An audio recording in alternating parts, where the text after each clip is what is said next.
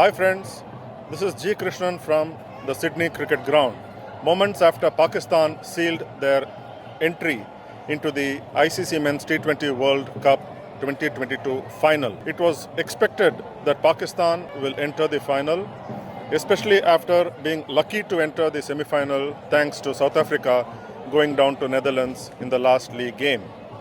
So everyone expected an India-Pakistan final to be played in Melbourne coming Sunday. The first team to enter the final being Pakistan, with that being achieved, now it is left for India to win against England in the second semi-final to be played in Adelaide on Thursday. But it is not going to be easy for India, as England are finding their feet in the tournament and they are not going to leave any stone unturned. Like Josh Butler, their captain, told in the press conference earlier in the day that they'll do anything to ensure that it is not an India-Pakistan final. A Pakistan team member, Usman Khader, during the ICC Hall of Fame induction at the Sydney Cricket Ground on Wednesday, said that he would like an India-Pakistan final on Sunday at Melbourne Cricket Ground. So we hear from G Viswanath and SS Ramaswamy what they thought about Pakistan winning the semi-final against New Zealand, chasing 153 target set by New Zealand and winning it in the last over quite convincingly by 7 wickets. Let's hear from G Viswanath and SS Ramaswamy. GV, Pakistan have entered the final of the ICC Men's T20 World Cup. Was it not along the expected lines? Well, it's as we said yesterday, Pakistan had a slight edge, and everything fell in place for them today after Kane Williamson won the toss and chose to bat. He also did the right thing. He thought it was the right thing to put a good total on the board and bring Pakistan under pressure. But unfortunately, they set a target of which was less than 8 runs in over, which became easy for Pakistan. And what a fantastic partnership by these two, Mohammad Rizwan and Babar Azam. This was their 8th century-plus stand in T20 One Day International for the opening wicket. They also have a 100-run stand for the second wicket too. In all, 9 century-plus stands. That says a lot about their quality as a batsman. Both are right-handers. Unfortunately for New Zealand, in the fourth ball of the first over of Trent Bolt's bowling, the ball left him, and Babar Azam was dropped the first ball he faced by wicket by Devon Convoy, and from there onwards I think Pakistan took complete control of the match, and 153 is not a big target actually in a semi-final match, although it's sometimes it plays on the team batting second to reach the low totals, but they had 2 quality openers and they finally made it for them. Did you think 152 was enough? No, that's what I said. 152 was not enough on this pitch for a semi-final match. What could New Zealand have done? New Zealand, better? What happened was they lost the third wicket by the 49th run when Glenn Phillips, their century maker, was caught and bowled by the left-arm spinner Mohammad Nawaz. That was the only over I think he bowled. After that, it was more of a defensive tap. They had to play out the 20 overs. Kane Williams was typically stoical. And he made some runs along with another right-hander, Darryl Mitchell. Apart from their partnership, there was nothing to shout about for New Zealand.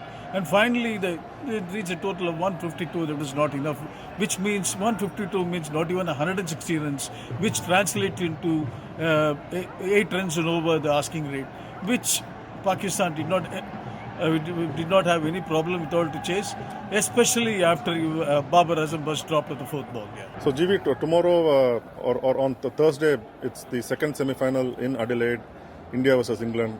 What are your thoughts? See, India-England match is the second last match of the ICC Men's T20 World Cup. Today we saw Pakistan reaching the final, beating New Zealand, and tomorrow the winner will obviously go to the final to earn a meeting with Pakistan in the title match of the World Cup. As of now, if you look at India is a better balanced side. Fortunately, nothing serious has happened to the injuries to Rohit Sharma and Virat Kohli, who was hit in the groin. There were reports of that, but both are okay. And with almost the full team available for selection, and it will be a good match, but India will be hard to beat. So SSR, Pakistan into the final, and Babar Azam, their captain, could not have asked for a better occasion to get into form, isn't it? Absolutely right. The gift given to Babar Azam was taken full advantage of. Dropped of the first ball he faced by New Zealand wicketkeeper Conway off Trent Boult. Azam took full advantage of the lapse and scored a half century, and also put on a century stand with his long-term opening partner Mohammad Rizwan. The two simply took the game away from New Zealand. Although the score they chased didn't look too challenging, but still it was a semi-final, a knockout game. So this sort of opening partnership was a clear-cut winner for Pakistan, who are making their third final in T20 World Cup history. The first two were in 2007 when they lost to India in the final, and then 2009 when they beat Sri Lanka in the West Indies to win their only title so far. How different could the New Zealand have bowled to contain Pakistan? Once that catch was dropped, I think that was a very costly error. Simply they took the game away, these two. They batted sensibly and took the game away. They played the pull shots very well. And I think Santner got one wicket, and Sodhi also bowled okay. But then the total was not enough. 152 was chaseable, and they did it, especially after the lapse.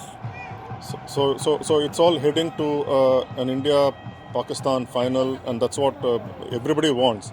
Do you also think so, with England standing in the way of India? India should put it across England as per the form book, because England have not been very particularly impressive with the bat.